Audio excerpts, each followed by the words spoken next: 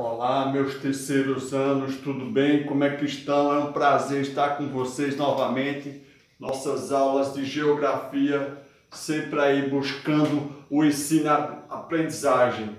Nessa nova semana, 27 de agosto de 2020, certo? É um prazer estar com vocês novamente. Você daí, eu daqui, vamos aí continuar nas nossas aulas remotas da melhor forma possível, certo?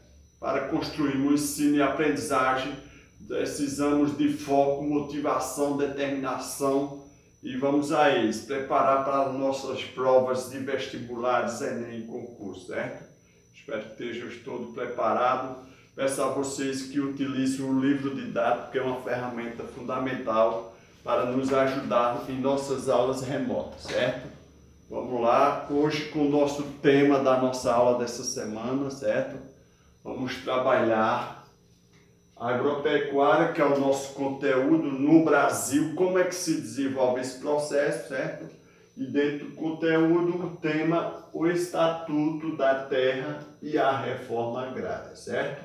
O que é esse processo? O que esse Estatuto tem para oferecer para os agricultores do Brasil, né? Aqueles agricultores familiares ou aqueles que tem uma média produção, certo? O que é que ele vai trazer de benefícios para aqueles que não têm a terra, né, para trabalhar, como essa lei foi promulgada, né, como foi proposta para melhorar a sociedade da agricultura, certo? Vamos lá. O que é esse estatuto, certo? O estatuto corresponde à Lei número 4.504, certo? De 30 de novembro de 1964, certo? Promulgado para embasar um programa de reforma agrária, que não foi realizado. Por quê? Esse conceito, ele sempre houve uma discussão muito grande na reforma agrária brasileira, certo? É um tema que sempre vai e volta nas questões parlamentares, seja na Câmara dos Deputados ou no Senado Federal, certo?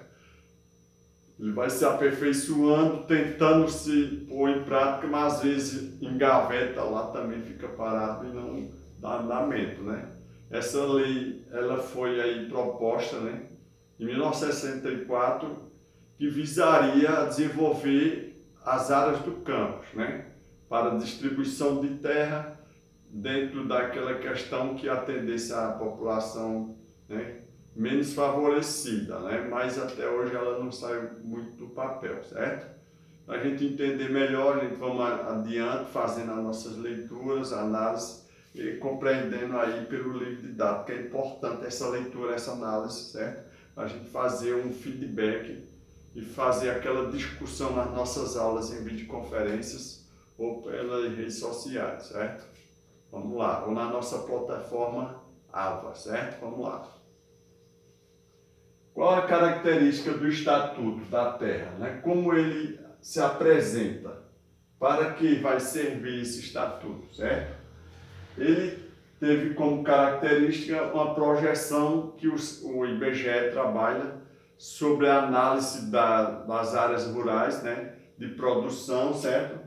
A realização do censo, que sempre é feito a cada 10 anos, né, pelo IBGE, que é o Instituto Brasileiro de Geografia e Estatística, certo? Ele sempre se utiliza desses dados informacionais das áreas do que é produzido dos produtores ali que estão empossados nas terras ou que são proprietários, né, todos esses conceitos aí, certo? Muito bem, vamos lá. A categorias de imóveis rurais, como esse imóvel se apresenta nessas categorias, né? Sabemos que há imóveis rurais que há de produção da agricultura, que vai produzir alimentos, milho, feijão, derivados em alguma área ali, e outros que produzem mais a área agropecuária, produção de bois, cabras, porcos, certo? E aí ele vai se definindo por categorias, né? Como esse imóvel se apresenta no conceito, né, para avaliar é sua produção, certo? Se é de grande, pequeno porte, geralmente eles são pequenos porque eles se apresentam em módulos familiares, né? E esses módulos apresentam essas características de uma pequena produção, uma pequena área, na sua grande maioria, certo? Mas pode ter imóveis grandes também, certo? Vamos lá adiante. Temos outro tipo aqui, a elaboração de uma política de reforma agrária, né? Por quê? Esse estatuto, ele visa, né, que atenda a todos aqueles produtores que ainda não têm seu direito à terra garantido por lei, né?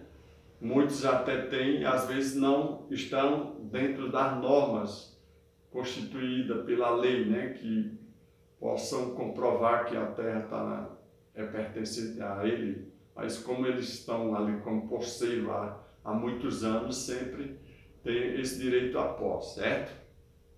E aí também podemos classificar dentro desses estatutos, né, posseiros e grileiros, né? Os posseiros são aqueles que detêm o poder, eles se apossam geralmente de forma, né, a partir dos anos que estão ali na terra, ou então por questões irregulares também, mas geralmente eles estão em questões regulares, certo?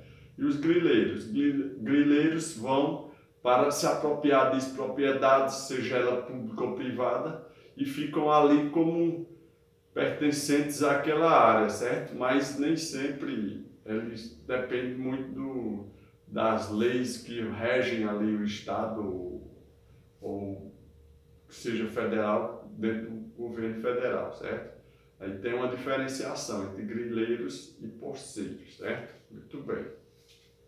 E a elaboração da reforma agrária, né? Que é um conceito que tem que ser refeito, revisto, porque a sociedade rural, o homem do campo, ele depende das políticas públicas do governo federal ou estadual para produzir na terra e viver dela, né? As agriculturas familiares são um exemplo disso aí. Muito bem.